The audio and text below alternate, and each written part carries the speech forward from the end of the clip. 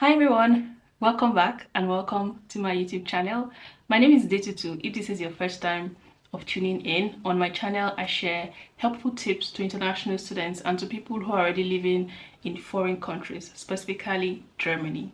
Today, as you can tell from the title of this video, we are going to be talking about how to ensure that you get a job upon graduation. If that is something you're interested in, do keep on watching. I would also implore you to please subscribe to my channel, like, share if this is the kind of content that you think someone you know might be interested in.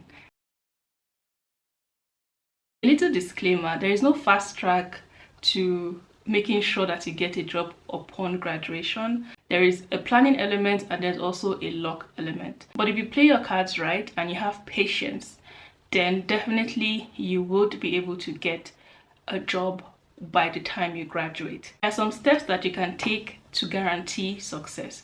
Firstly, like I've always said in my previous videos, you need to start early. So if you are about to graduate 6 months to when you're graduating, you should already start sending applications. Through the course of your studies, you already have an idea of what kind of field you want to delve into, and you should also be open-minded. Applying to multiple positions is also very helpful. I personally, I don't even know how many companies I've applied to right now, but at the time I completed my master's degree, I think I applied to over 150 before I landed my first job after graduation. Those rejections would come, but you need to develop a tough skin. You only need one company to recruit you. You can't work in multiple companies at the same time. Start as early as you can to give yourself room to apply to as many openings as possible. This would be important for students who are still maybe in their second year or in their third year of their bachelor's, or maybe their first year of their master's degree. Try your best to get an internship position or a working student position. It's going to help you greatly. By that I mean, like, during your studies, look for an internship for 6 months, or a working student position for 1 year, or a working student position that you can do throughout the period of your studies. Oftentimes students through working student positions or through internships are able to land their first full-time job after graduation. This might be the case, and if that is not the case for you, at least you already have gathered some experience in the working environment and you have a feel of what field you would like to work in.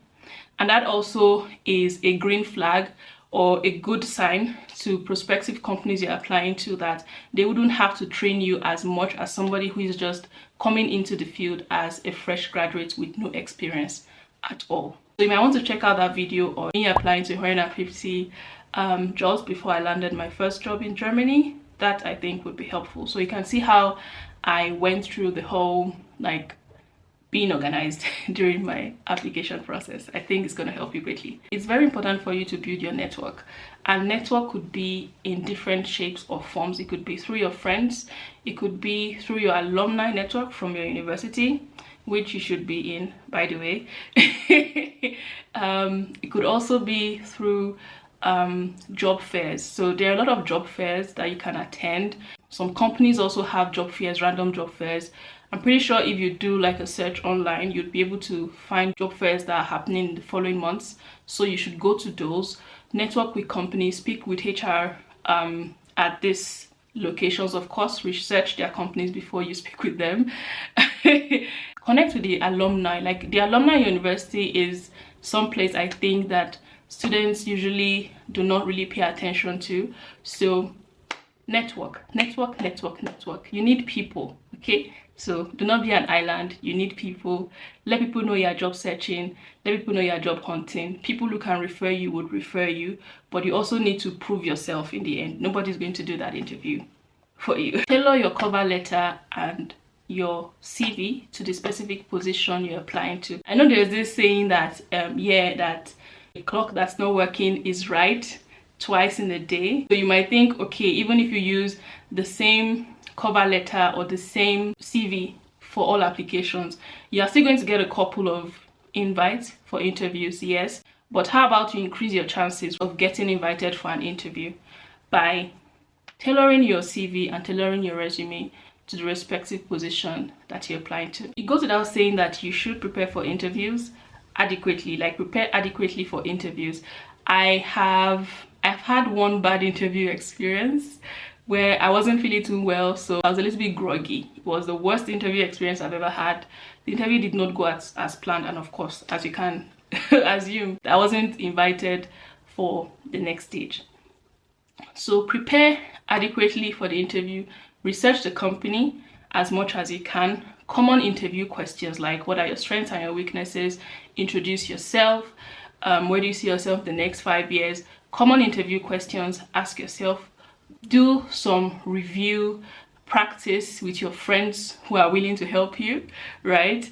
And try to show yourself as a confident person who can do the job. Highlight your skill set and your experience such that it aligns with the job description. Follow up, which is why I think it is important for you to have an overview of the jobs that you've applied to, because you never can tell which of the companies would reach out to you.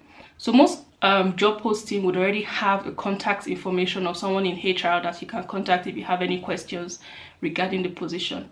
So after a couple of weeks or months has lapsed and you've not heard back from this company, either for the first interview or for a second interview, depending, if you've not received a rejection email just yet, you can send an email to ask, okay, you sent an application on this day. So if you have that sheet, you'd already know which day you sent your application and the position, okay? And you can already like easily type an email or call to follow up on what they have to tell you regarding your application, or if they have an update regarding your application.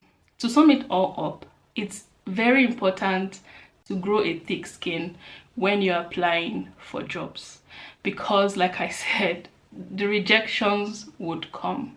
You're competing against other equally competent applicants. Do not be dismayed about, oh, you got a rejection or you've gotten a couple of rejections. I know, I'm talking from experience, because initially there was a time I felt bad, or I used to feel bad that I was getting rejections, but after a while I just got used to that.